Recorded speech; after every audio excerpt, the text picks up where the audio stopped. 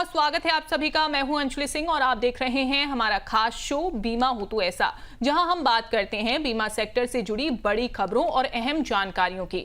इस हफ्ते life insurance कंपनियों के नए बिजनेस प्रीमियम में बढ़त देखने को मिली है। आज हम इस पर बात करेंगे। इसके अलावा भी अन्य खबरें आज हम आपके लिए लेकर आए हैं, उस पर आज हम गहराई से चर्चा करने वाले हैं। सबसे पहले ऑन द शो में क्या खास रहेगा वो हम जान लेते हैं। देखिए, लाइफ इंश्योरेंस प्रीमियम में जो बढ़त है वो बढ़ती हुई दिखाई दे रही है, फिलहाल उस पर बात होगी। वहीं हेल्थ केयर सेक्टर में निवेश का जो ट्रेंड है वो भी बदला है। इससे किस तरीके से असर जो है हेल्थ केयर सेक्टर पर पड़ने वाला है उस पर हम बात करेंगे। वहीं रेल यात्रियों के बीमा पर सुप्रीम कोर्ट की टिप्पणी, आखिरकार सुप्रीम कोर्ट ने क्या टिप्पणी की है वो भी आपके लिए जानना जरूरी है। फर्जी मौत दिखाकर बीमा क्लेम का मामला जो है वो सामने आया है। कहां का ये मामला है, क्या इसका असर पड़ा है, उस पर भी बात होगी। वहीं IRDAI की मंजूरी से नई बीमा कंपनियों की एंट्री जो है वो हो गई है। अब इस पर जो मार्केट पर किस तरीके से असर पड़ने वाला है, इंश्योरेंस सेक्टर में किस तरीके से असर पड़ेगा, उस पर हम बात करेंगे।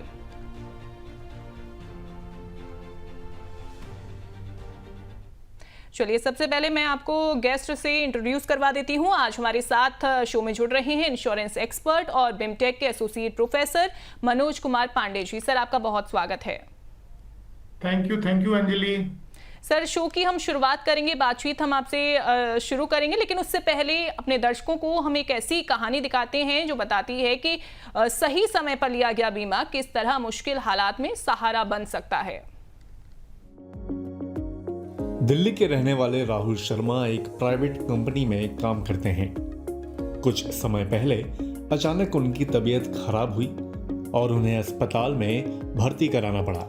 इलाज का खर्च लाखों रुपए तक पहुंच गया, लेकिन राहुल ने कुछ साल पहले हेल्थ इंश्योरेंस पॉलिसी ली हुई थी, जिसकी वजह से उन्हें अस्पताल के भारी खर्च से राहत मिल गई। ये मामला दिखाता है कि समय रहते लिया गया बीमा भविष्य की बड़ी आर्थिक परेशानी से बचा सकता है। तो चलिए शुरुआत करते हैं। सर, राहुल की कहानी हमने अपने दर्शकों को दिखाई। हेल्थ इंश्योरेंस लेते समय लोगों को किन बातों का ध्यान रखना चाहिए और साथ ही राहुल की कहानी से हमें क्या सबक लेना चाहिए? ये आपने बहुत ही सही जो दिखाया कहानी, ये घर घर की कहानी हो सकती है। क्योंकि समय के साथ हो क्या रहा है कि जो हमारा जो मूलभूत आधार था हेल्थ केयर का, जो सरकारी तंत्र के पास था, धीरे धीरे वो शिफ्ट होता जा रहा है सरकारी तंत्र से प्राइवेट सेक्टर में। कॉर्पोरेट हॉस्पिटल्स आ गए हैं, उनके अपने कॉस्टिंग है, उनके यहाँ काफी खर्चे होते हैं। इसलिए जरूरी है कि हम हर व्यक्ति से उम्मीद की जाती है कि वो एक हेल्थ इंश्योरेंस पॉलिसी अपने पूरे परिवार के लिए जरूर ले। क्योंकि बीमारी कब आएगी, किस परिस्थिति में आएगी, कितनी भयानक रूप से आएगी, हमारे हाथ में है नहीं।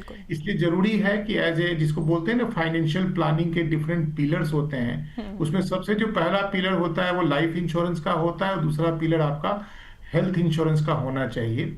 तो ये जो आपने कहानी दिखाई ये बिल्कुल सही है और मेरा गुजारिश है जितने भी दर्शक अभी शो को देख रहे हैं कि प्लीज अपने इनकम के आधार पर, क्योंकि अफोर्डेबिलिटी भी एक फैक्टर होता है हेल्थ इंश्योरेंस लेते वक्त, बीमा आप जरूर लें। बिल्कुल। सर, मेडिकल इन्फ्लेशन को अगर हम देखें तो क्या ऐसा जरूरी हो गया है कि अब हेल्थ कवर भी बढ़ना चाहिए या उसे बढ़ा दिया जाना चाहिए? देखिए, जैसा कि मैंने शुरू में ही कहा कि जब हम लोग छोटे बच्चे थे, मैं भी 40 साल पहले, हेल्थ इंश्योरेंस हॉस्पिटल का मतलब सरकारी हॉस्पिटल ही होता था। लेकिन समय के साथ ये जो आधारभूत संरचना थी कि हर डिस्ट्रिक्ट हेडक्वार्टर में एक बहुत बड़ा अस्पताल होता था, हर ब्लॉक में एक छोटा अस्पताल होता था, कहीं ना कहीं इसमें हमारी सरकार का भी बहुत बड़ा दोष है, वो नेग्लेक्ट होता चला गया और धीरे धीरे हेल्थ केयर और हेल्थ फैसिलिटी देने की जिम्मेवारी प्राइवेट सेक्टर में शिफ्ट होती गई है। और यहाँ फिर इन्वेस्टमेंट होता है, लोगों के पैसे लगे होते हैं, तो वहां जो मूल उद्देश्य होता है, ठीक है हेल्थ केयर तो देना ही देना है, लेकिन साथ में प्रॉफिट का मैक्सिमाइजेशन भी एक फैक्टर होता है, जिसके कारण शायद न चाहते हुए भी कुछ ऐसी चीजों पे खर्च किया जाता है जो वाजिब नहीं है, जिसके कारण कि मेडिकल केयर का जो खर्च है वो दिन प्रतिदिन बढ़ता जा रहा है। जबकि हमारे देश में एक अनुमानित लागत है कि लगभग 5 से 6% का हमारा नॉर्मल इन्फ्लेशन है, जबकि रिकॉर्ड ये कहते हैं कि मेडिकल में जो इन्फ्लेशन है वो लगभग 14 से 15% है। यानी दूनी रफ्तार से इन्फ्लेशन बढ़ रहा है और इसमें कहीं ना कहीं प्राइवेटाइजेशन का होना एक बड़ा फैक्टर है। बिल्कुल। तो उस चीज के मद्देनजर बट नेचुरल है कि हमें अपनी तैयारी करनी चाहिए और हमें अपने परिवार के लिए एडिक्वेट जो एक बीमा होना चाहिए वो रखना चाहिए। आज से मे भी 10 साल पहले एक बाईपास सर्जरी की कीमत 5 से 6 लाख रुपए होती थी। आज एक रीजनेबल हॉस्पिटल में कम से कम 12 से 13 लाख से कम के खर्च नहीं आएंगे। तो उसके अनुसार हमें अपने बीमा कवर को बढ़ाना चाहिए, ये एक बहुत जरूरी चीज है। बिल्कुल, तो बीमा कवर जो है वो बढ़ाना चाहिए और हेल्थ पॉलिसी होना बहुत ज़्यादा ज़रूरी है सही समय पर अगर आप उसे ले लेते हैं तो। चलिए आगे बढ़ेंगे, अपने दर्शकों के लिए कुछ खबरें हम लेकर आए हैं, सबसे पहले उन पर हम नजर डालते हैं। देखिए पहली खबर हम आपके लिए चुनकर लेकर आए हैं। भारत के लाइफ इंश्योरेंस सेक्टर में फरवरी महीने के दौरान मजबूत वृद्धि दर्ज की गई है। लाइफ इंश्योरेंस काउंसिल के आंकड़ों के अनुसार जीवन बीमा कंपनियों का न्यू बिजनेस प्रीमियम सालाना आधार पर करीब 18% बढ़कर 35,417 करोड़ पहुंच गया है। इस बढ़ोतरी में सबसे बड़ा योगदान LIC का रहा, जिसका प्रीमियम लगभग 24% बढ़कर 19,267 करोड़ हो गया। वहीं निजी बीमा कंपनियों का प्रीमियम भी करीब 16,150 करोड़ रहा, जिसमें लगभग 11.6% की वृद्धि दर्ज की गई है। सर, लाइफ इंश्योरेंस इंडस्ट्री में न्यू बिजनेस प्रीमियम बढ़ने के पीछे मुख्य कारण क्या है? आप इसे किस तरीके से देख रहे हैं? देखिए, दो चीज है। किसी खास महीने में बढ़त को हम इंडस्ट्री का एक जनरल बढ़त नहीं मान सकते हैं, क्योंकि जब भी हम बढ़त की बात करते हैं तो हम करस्पॉन्डिंग पीरियड को से तुलना करते कि पिछले साल फरवरी में क्या हुआ, इस साल फरवरी में क्या हुआ। अब हमें नहीं मालूम है कि पिछले फरवरी का इतिहास कैसा रहा होगा। हो सकता है उस साल बिजनेस कम रहा हो, तो इस साल का नॉर्मल बिजनेस भी कंपैरेटिवली परसेंटेज के टर्म में ज्यादा दिखाई देगा। हैविंग सेड सो, इसमें कहीं दो राय नहीं है कि जब से बिजनेस में मतलब हेल्थ इंश्योरेंस और रिटेल जो लाइफ इंश्योरेंस बिजनेस में GST को विड्रॉ किया गया, जीरो किया गया, तब से एक मोमेंटम देखने को मिल रहा है। और होता क्या है कि लाइफ इंश्योरेंस बिजनेस एक ऐसा बिजनेस होता है जहां के मूवमेंट बहुत ज्यादा जरूरी होता है। एजेंट जितने मैदान में जाएंगे उनको ज्यादा बिजनेस मिलता है, तो उनका और मनोबल बढ़ता है और वो और प्रयास करते हैं। जब आपने लाइफ इंश्योरेंस की बात की तो इस बात का ध्यान रखिए कि लाइफ इंश्योरेंस कॉर्पोरेशन LIC के बिजनेस का लगभग 95% बीमा उनके खुद के एजेंट से आता है। तो कहीं ना कहीं मैं खुद LIC में काम कर चुका हूं, तो मुझे मालूम है कि इस तरह का ग्रोथ तभी आएगा जब एजेंट्स का मूवमेंट अपने फील्ड में होगा। और एजेंट्स का मूवमेंट तब बढ़ता है जब उनको बीमा का क्लोजिंग जल्दी जल्दी होता है। तो मेरा यह मानना है कि ठीक है, बहुत सारे फैक्टर्स इस ग्रोथ रेट में हो सकते हैं, लेकिन removal of GST from term insurance plan और health insurance plan could be one of the deciding factor। और अभी जस्ट इस शो के पहले मैं एक रिपोर्ट पढ़ रहा था। अगर हम तुलना करें, चूंकि सितंबर 24 या 22 को GST हटाया गया था, तो 5 महीने हो गए। तो इस वित्तीय वर्ष के 5 महीने और पिछले वित्तीय वर्ष के 5 महीने की जब हम तुलना करते हैं, ऑन एन एवरेज लगभग 15% नंबर ऑफ लाइफ, जिसको नंबर ऑफ जीवन बीमा आप कह सकती है, वो बढ़ा है और प्रीमियम इनकम भी 14% बढ़ा है। तो कहीं ना कहीं removal of GST is doing good for the industry, और वो एक कारण हो सकता है। फिर कोई नए प्लान आए होंगे, नए मूवमेंट आए होंगे, नए स्ट्रेटजी आई होगी, लेकिन ये अच्छा है कि लाइफ इंश्योरेंस में हम ग्रोथ देख पा रहे हैं। बिल्कुल बिल्कुल सर। लेकिन सर, क्या ऐसा है कि इंडिविजुअल और ग्रुप पॉलिसी की मांग भी बढ़ी है? इंश्योरेंस पेनिट्रेशन का संकेत क्या इस ओर भी इशारा कर रहा है? नहीं, मांग तो बढ़ेगी, क्योंकि देखिए जब हम इंश्योरेंस की बात करते हैं, लाइफ इंश्योरेंस की खास करके, तो ब्रॉडली 2 तरह के प्लान होते हैं। एक होता है जो केवल प्योर रिस्क प्लान होता है, जिसे हम लोग टर्म इंश्योरेंस कहते हैं, और एक होता है जो सेविंग से ओरिएंटेड होता है। तो टर्म इंश्योरेंस प्लान में प्रीमियम सीधे जो 18% टैक्स लगता था वो घटा दिया गया है। ये सबसे सस्ता प्लान भी होता है, और नया जनरेशन जो नए लोग मार्केट में आ रहे हैं, मेरा मतलब कस्टमर से है, उनका रुझान टर्म इंश्योरेंस के तरफ होता है। जितनी भी आप एडवर्टीजमेंट देखेंगी, खास करके पॉलिसी बाजार वगैरह जो कि काफी डोमिनेंट है, वो हमेशा टर्म इंश्योरेंस को प्रमोट करते हैं। तो नए जनरेशन में टर्म इंश्योरेंस का लगाव है, सबसे सस्ता पॉलिसी होता है, इसलिए उसकी बढ़ोतरी हुई है और सस्ता भी हुआ है। तो चीजें बदली हैं, और समय के साथ मेरा मानना है कि लोग अब इंश्योरेंस को इंश्योरेंस के रूप में देखने लगे हैं, और इसका बढ़ाव, मुझे सबसे खुशी इस बात की है कि नंबर ऑफ पॉलिसी में भी बढ़ोतरी देखने को मिली है। वरना आप प्रीमियम की बढ़ोतरी तो कभी भी देख सकते हैं, एक बड़ा आदमी करोड़ों का बीमा ले सकता है, लेकिन अगर छोटे छोटे लोग 100 लोग पॉलिसी लेते हैं, वो ज्यादा जरूरत है हमारे देश के लिए। और नंबर ऑफ लाइफ का ग्रोथ होना मुझे बहुत सेटिस्फैक्टरी लग रहा है। बिल्कुल। बिल्कुल सर, और दूसरी खबर भी हम इसी से जुड़ी हुई अपने दर्शकों के लिए लेकर आए हैं। देखिए, हेल्थ केयर में निवेश का जो ट्रेंड है वो बढ़ गया है। भारत का हेल्थ केयर सेक्टर तेजी से बदलते इन्वेस्टमेंट लैंडस्केप के दौर से गुजर रहा है। आने वाले सालों में देश का हेल्थ केयर बाजार 2026 तक लगभग $610 बिलियन के स्तर को पार कर सकता है। निवेशक अब हॉस्पिटल्स, डायग्नोस्टिक्स, मेडटेक और डिजिटल हेल्थ प्लेटफॉर्म जैसे क्षेत्रों में तेजी से निवेश भी कर रहे हैं। वहीं बढ़ती हेल्थ अवेयरनेस, इंश्योरेंस कवरेज और मेडिकल इंफ्रास्ट्रक्चर की मांग इस सेक्टर को आगे बढ़ा रही है और इसे निवेशकों के लिए एक बड़ी ग्रोथ अपॉर्चुनिटी भी मानी जा रही है। सर से समझते हैं इस न्यूज़ के बारे में थोड़ा सा। सर, इंडिया में हेल्थ केयर सेक्टर निवेशकों के लिए इतना आकर्षण क्यों आखिरकार बनता जा रहा है? इसके पीछे की क्या वजह है?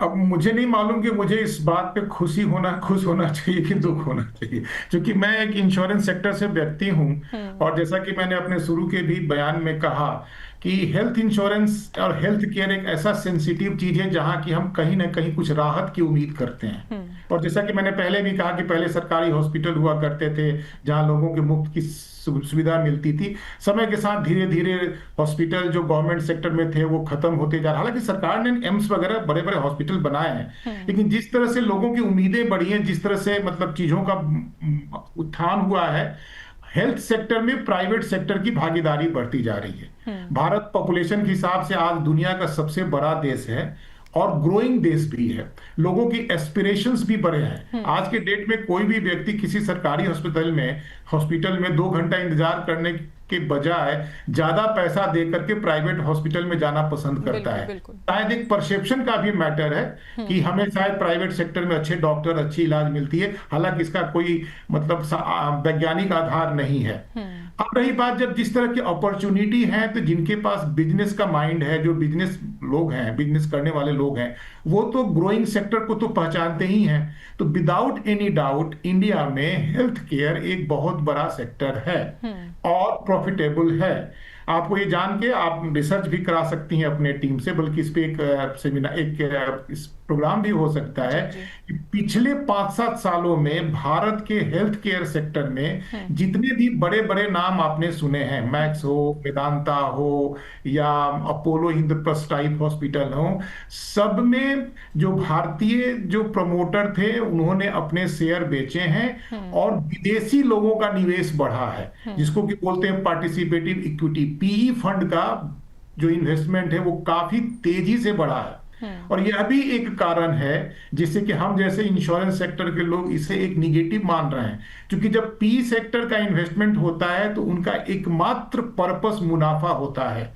किसी भी कीमत पे उस हॉस्पिटल को प्रॉफिटेबल बनाना है ताकि वो अपने इन्वेस्टर्स को अच्छा रिटर्न दे पाए। तो वो तो अपना काम अच्छा कर रहा है। अगर कोई पी फर्म अच्छा कमा करके अपने इन्वेस्टर को रिटर्न दे रहा है तो वो अपना काम कर रहा है। लेकिन क्या ये काम एक आम जनता के लिए, भारतवर्ष के लिए सही है, गलत है, इस पे डिबेट हो सकती है।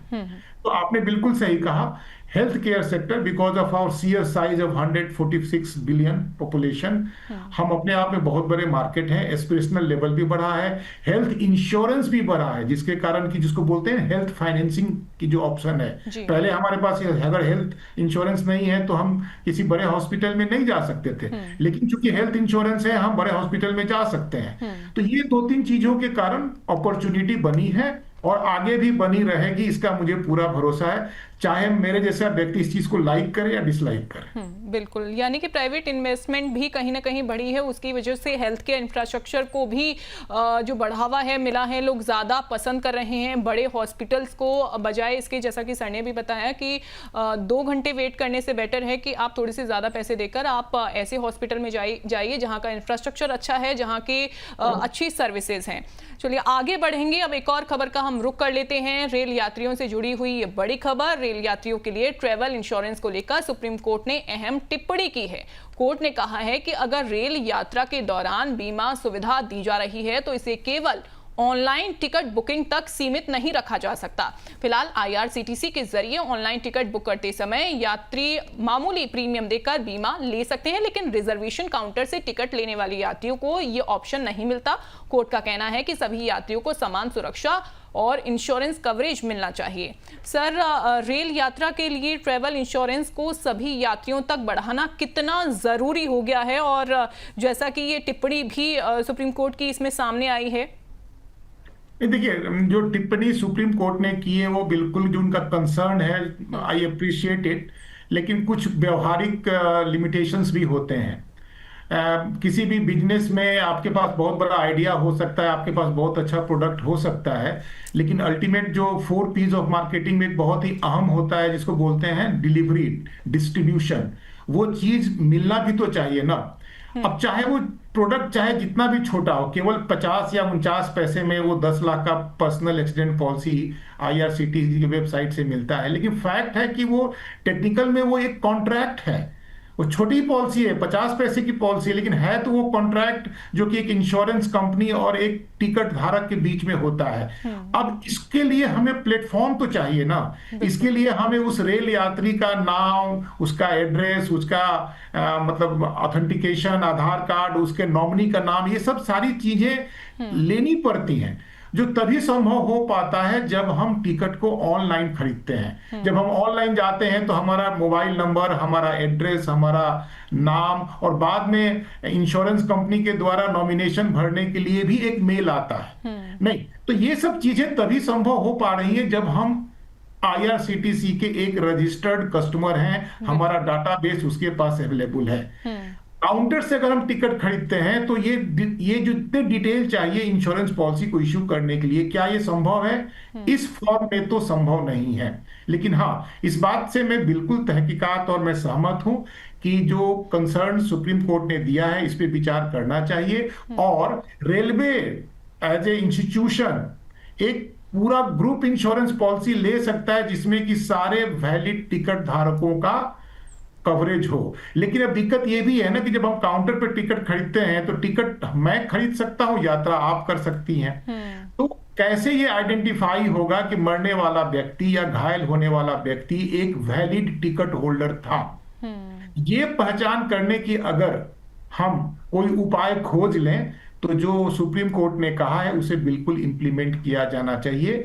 कंसेप्ट सही है, कंसर्न सही है, डिलीवरी मैकेनिज्म का लिमिटेशन है जिसे हमें काम करना चाहिए। इस अनुसार से तो भारत सरकार को पूरे भारतवासियों का एक ग्रुप इंश्योरेंस पॉलिसी ले लेना चाहिए कि कहीं कोई भी एक्सीडेंट से मरे 5 लाख का बीमा हम दे सकते हैं, किया जा सकता है। आधार कार्ड जिसके जिसके पास अवेलेबल है सबका बीमा किया जा सकता है। तो मामला डिलीवरी का है मैम, कंसेप्ट। लेकिन सर ये पॉसिबल कैसे होगा? क्योंकि आपने कहा कि अगर हम ऑनलाइन कोई भी चीज लेते हैं डिजिटली, वो बहुत ज्यादा इसे इस तरीके से कहा जाए कि या तो वो इजी हो जाती है, सिक्योर हो जाती है, सेफ हो जाती है, कि एक डेटाबेस में कोई भी हम बिजनेस करते हैं तो वहां KYC होता है ना, नो योर कस्टमर। अगर हम काउंटर पे जाकर के टिकट खरीद के आ जाते हैं तो रेलवे को कैसे मालूम होगा कि किसने टिकट खरीदा है? तो या तो हम रेल टिकट बेचते वक्त ही KYC के प्रोविजन को इंप्लीमेंट करें वहां के रेलवे टिकट में, without identification of the customer, जिसको KYC में बोल रहा हूं। इस तरह का इंश्योरेंस प्रोडक्ट नहीं बेचा जा सकता है। मैं ये नहीं कहता हूं कि भविष्य में नहीं हो पाएगा, लेकिन जैसा कि मैंने कहा, अगर ये मैंडेटरी कर दिया जाए कि काउंटर पे भी टिकट खरीदने पे मेरा रजिस्ट्रेशन हो जाएगा तो ये ग्रुप इंश्योरेंस में उनको भी शामिल किया जा सकता है। Matter of delivery, matter of technology platform, ये यहां मुद्दा है। बिल्कुल, तो सुप्रीम कोर्ट की तरफ से जो कंसर्न दिखाया गया है वो सही है, लेकिन इसे किस तरीके से इंप्लीमेंट करना होगा या किया जाना चाहिए, फिलहाल वो देखने वाली बात होगी। चलिए आगे बढ़ेंगे। बीमा क्लेम में धोखाधड़ी का एक चौंकाने वाला मामला सामने आया है। स्टार्टिंग में भी हमने इस खबर के बारे में बात की थी। अब देखिए, एक पूर्व भारतीय सेना के जवान पर आरोप है कि उसने अपनी ही फर्जी मौत का रिकॉर्ड तैयार करके 3 लाख का इंश्योरेंस क्लेम हासिल कर लिया। पुलिस के अनुसार आरोपी ने अपनी पत्नी और गाँव के सरपंच की मदद से फेक डेथ सर्टिफिकेट और अन्य दस्तावेज जमा किए किए, जिसके आधार पर आर्मी ग्रुप इंश्योरेंस फंड से 2013 में भुगतान किया गया। बाद में जांच हुई, उसके बाद सामने आया कि वो व्यक्ति जिंदा है और पूरे मामले में चीटिंग और फॉर्जरी का केस जो है वो इसमें दर्ज हो गया। सर, इंश्योरेंस सेक्टर में फेक क्लेम और फ्रॉड के ऐसे मामले जो हैं वो सामने आए हैं। इससे पहले भी हमने बात की थी अपने इस प्रोग्राम में कि फ्रॉड के ऐसे मामले सामने आते हैं। सर, इसको कैसे रोका जाना चाहिए, कैसे वेरीफाई करना चाहिए? दुख की बात यह है अंजलि जी कि जो फ्रॉड करने वाले लोग होते हैं उनको भगवान ने ज्यादा बुद्धि दे रखी होती है। They are always ahead of the people who are suppose to stop the forgery. लेकिन ये द्वंद्व और ये लड़ाई हमेशा चलती रही है और आगे भी चलती रहेगी। दुख की बात यह है कि डिजिटाइजेशन के इस जमाने में फर्जरी करना बहुत हद तक आसान हो गया है। अदरवाइज इस तरह के फेक क्लेम तो हम लोगों ने 30 साल से देखे, मैंने खुद इसको झेला है, खुद इंक्वायरी किया है, तो ये कोई शॉकिंग न्यूज नहीं है। अब रही बात आपकी बात, डेथ वेरिफिकेशन प्रोसेस ही स्लो है या यूं कहें कि उतना ज्यादा अच्छा नहीं है जिस लेवल पर अच्छा होने चाहिए था, इसी वजह से ये फ्रॉड के मामले जो हैं वो अक्सर सामने आ रहे हैं?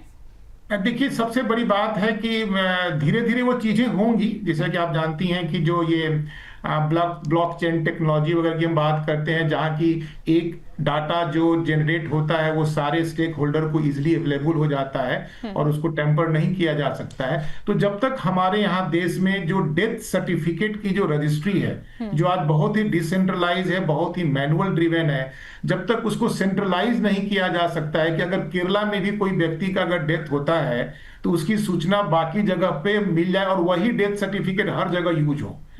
तो ये जो थोड़ा सा अभी हम पीछे चल रहे हैं, हम नहीं, हमारे ख्याल से ये डेथ सर्टिफिकेट के फेक के बाहर भी आते हैं, विदेशों में भी आते हैं। जैसा कि मैंने शुरू में कहा कि फर्जरी करने वाले ज्यादा स्मार्ट होते जा रहे हैं, तो कहीं ना कहीं, लेकिन हाँ, समय के साथ चीजें बदली हैं। बहुत तरह के फर्जरी अब इंश्योरेंस सेक्टर में भी रुकने लगी है, क्योंकि IRDAI का अपना एक यूनिट है जिसको हम बोलते हैं इंश्योरेंस इंफॉर्मेशन ब्यूरो। उन्होंने एक कॉमन प्लेटफॉर्म बनाया है जहां की कोई भी गलत चीजें होती है उसको नोटिफाई किया जाता है, उसको रजिस्टर्ड किया जाता है। तो कम से कम ये होता है कि अगर किसी फर्जरी व्यक्ति ने एक इंश्योरेंस कंपनी के साथ फर्जरी कर लिया है तो कम से कम वो दूसरे के साथ नहीं कर पाएगा। इस तरह की व्यवस्था धीरे धीरे डेवलप हो रही है, लेकिन इस तरह की फर्जरी को बिल्कुल रोक लिया जाएगा ये मतलब कहना बड़ा मुश्किल है। बिल्कुल, लेकिन कम किया जाना चाहिए। चलिए आगे बढ़ते हैं, एक और खबर का हम रुख करते हैं। आखिरी खबर जो हम आप लोगों के लिए लेकर आए हैं, भारत के बीमा क्षेत्र में प्रतिस्पर्धा देखिए बढ़ती जा रही है। IRDAI ने अलायंस जियो री इंश्योरेंस और KV जनरल इंश्योरेंस को संचालन के लिए रजिस्ट्रेशन सर्टिफिकेट दे दिया है। अलायंस जियो री इंश्योरेंस अलायंस ग्रुप और जियो फाइनेंशियल सर्विसेज का 50-50 जॉइंट वेंचर है। वहीं KV जनरल इंश्योरेंस को वेस्ट ब्रिज कैपिटल का समर्थन प्राप्त है। इन नई कंपनियों के आने से बीमा सेक्टर में कंपटीशन, इनोवेशन और कवरेज के नए अवसर खुलने के आसार जो हैं वो दिखाई दे रहे हैं। सर, बीमा सेक्टर में नई कंपनियों के आने से कंपटीशन और कस्टमर बेनिफिट्स पर किस तरीके से असर पड़ेगा? नहीं, हमारा देश का जो साइज है 145-46 बिलियन आदमी है हमारे पास, तो हमारे पास तो हजारों कंपनियों के आने की संभावना है। छोटा सा कंट्री ये दुबई है, वहां 200-250 कंपनियां काम करती हैं, इंग्लैंड में 1000 कंपनियां काम करती हैं, तो स्कोप की तो कोई कमी नहीं है। इसलिए इस तरह की कंपनियों का आना हमारे लिए शुभ है और आना चाहिए। और अभी हाल में जो चीजें रेगुलेटरी चेंजेस की गई हैं, जहां की 100% FDI भी अलाउड किया गया है, तो चीजें स्मूथ होंगी। और जहां तक मेरी जानकारी है 2-3 कंपनियां और पाइपलाइन में हैं जो कि समय के साथ आएंगी। तो अच्छा, जब नई कंपनी आती है तो कहीं ना कहीं नई सोच, लेटेस्ट प्रोडक्ट, एक अच्छी बात उनके साथ ये होती है कि वो डे जीरो से शुरू करती है, उनके पास टेक्नोलॉजी शुरू से ही अवेलेबल रहता है। जबकि जो पुरानी कंपनियां होती हैं उनको लीगेसी सिस्टम, पैच वर्क से काम करना पड़ता है। तो टेक्नोलॉजी के प्लेटफॉर्म पे जिस तरह का इनोवेशन, फ्लेक्सिबिलिटी इन कंपनियों के पास होता है जो नई होती हैं, वो पुरानी कंपनी के पास नहीं होती है। तो नए प्रोडक्ट, जिसको एम्बेडेड प्रोडक्ट, जैसे अभी हमने बात किया कि IRCTC के मतलब टिकट के साथ हम पर्सनल एक्सीडेंट पॉलिसी बेच सकते हैं, इसके लिए टेक्नोलॉजी का होना ज्यादा जरूरी है। प्रोडक्ट तो पहले से भी था, लेकिन हम बेच नहीं पाते थे, लोगों को पहुंच नहीं पाते थे। तो इस नई कंपनियों के आने से एक नया जो एक उत्साह होता है, नए प्रोडक्ट होते हैं, फिर इस पे यंग बच्चे भी काम करते हैं। बिल्कुल बिल्कुल। तो उनका जो सोचने का ढंग होता है वो किसी रूल रेगुलेशन से बंधा नहीं होता है, जिसको हम लोग इनोवेशन कहते हैं ना, कि कहीं ना कहीं थोड़ा नियमों को ट्विक करके, उसको बेंड करके ही नई चीजें आती हैं जो बाद में सरकार भी रेगुलराइज कर देती है अच्छा चीज होने पे। तो इन सब चीजों का होना बहुत ही अच्छा है। और जो दो कंपनियों के बारे में आपने नाम लिया, बहुत ही रिप्यूटेड कंपनी है। एलायंस ग्रुप जो जर्मनी का है, वो पहले बजाज के साथ काम करता था, बजाज लाइफ और बजाज जनरल उनके पास था। वहां ये जो पिछले 25 सालों से जो मतलब जो दोस्ती थी वो टूटी, और फिर जियो ने रिलायंस ग्रुप के साथ, मतलब ये एलायंस ने रिलायंस के जियो के साथ टाई अप किया है। ये री इंश्योरेंस कंपनी होगी, और जो कीवी जनरल इंश्योरेंस है वो रिटेल कंपनी है, मतलब वो हम और आप जैसे लोगों को बीमा बेचेगी, जबकि रिलायंस वो आम जनता के लिए नहीं काम करेगी, वो इंश्योरेंस और री इंश्योरेंस कंपनी के बीच में काम करेगी।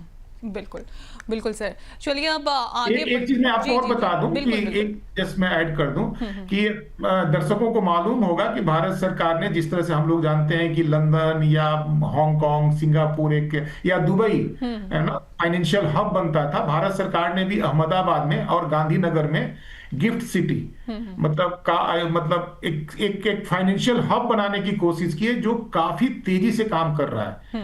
मैं आपको बताऊं कि जो उसका जो ग्रोथ रेट पिछले 2-3 सालों में हुआ है वो फेनोमेनल है, और ये उम्मीद की जाती है कि आने वाले 5 सालों में हमारा भी जो फाइनेंशियल डिस्ट्रिक्ट होगा, वहां सारे इंटरनेशनल कानून लागू होते हैं। भारत वर्ष में स्थित होने के बावजूद भी वो एक तरह से इंटरनेशनल हब है, और वहां बहुत सारी री इंश्योरेंस कंपनियों ने अपना ऑफिसेस खोले हैं।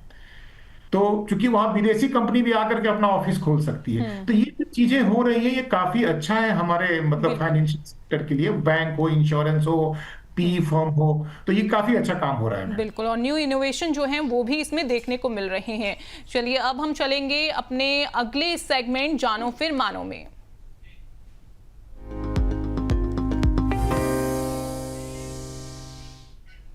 तो आज हम एक पॉलिसी का 360 डिग्री रिव्यू करेंगे और जानेंगे कि यह पॉलिसी किन ग्राहकों के लिए सही है। चलिए बात करते हैं HDFC लाइफ संचय पार एडवांटेज के बारे में, जो कि एक नॉन लिंक्ड सहभागी जीवन बीमा योजना है। अब इस पॉलिसी के बारे में ज्यादा जानकारी के लिए चलते हैं अपनी सहयोगी दिव्या के पास। जी बिल्कुल अंजलि, चलिए आपको बताते हैं क्या क्या बेनिफिट्स आपको इस पॉलिसी में मिल सकते हैं, जिसका जिक्र अभी अंजलि ने किया। HDFC लाइफ पार इंश्योरेंस, क्या क्या आपके लिए बेनिफिट्स हैं इसमें, इसकी बात अगर करें, सबसे पहले आप देखें तत्काल आय पहले साल से या डेफर्ड आय का विकल्प आपको इस पर्टिकुलर पॉलिसी में मिल जाता है HDFC की। दूसरे नंबर पर देखें 100 साल की आयु तक जीवन बीमा कवरेज गारंटीड आपको मिलता है। 100 वर्ष तक आप जीवित रहते हैं तो आपको कवरेज तब तक आपको मिलता रहेगा इस इंश्योरेंस पॉलिसी में। आय के साथ संभावित कैश बोनस का लाभ भी है, यानी कि जो भी इससे आपको इनकम होती है उसके साथ कैश बोनस भी आपको इस पॉलिसी में मिल जाएगा। कंपनी के मुनाफे में भी हिस्सेदारी का अवसर आपको मिल सकता है, जो भी कंपनी का प्रॉफिट है उसमें भी आप अपना एक परसेंटेज रख सकते हैं। उत्तरजीविता लाभ यानी कि सर्वाइवल बेनिफिट जमा करने या समय समय पर लेने का विकल्प भी आपको यहाँ पर मिल जाता है। आगे बढ़ेंगे और क्या क्या बेनिफिट्स आपको इस पर मिल रहे हैं, तो मृत्यु पर सुनिश्चित राशि और बोनस के साथ सुरक्षा भी मिल जाती है। प्रीमियम और लाभ पर कर नियमों के तहत टैक्स लाभ आपको मिल जाता है। टैक्सेशन के लिहाज से भी ये एक बेनिफिट आपको इस पॉलिसी में मिल रहा है। इसके बाद देखें तो प्रवेश आयु लगभग 30 से 60 वर्ष तक होनी चाहिए। इसी टाइम पर आप इस पॉलिसी में एंट्री कर सकते हैं। प्रीमियम भुगतान के लिए 8 से 12 साल जैसे लचीले विकल्प आपके लिए यहाँ पर इस पॉलिसी में उपलब्ध भी हैं।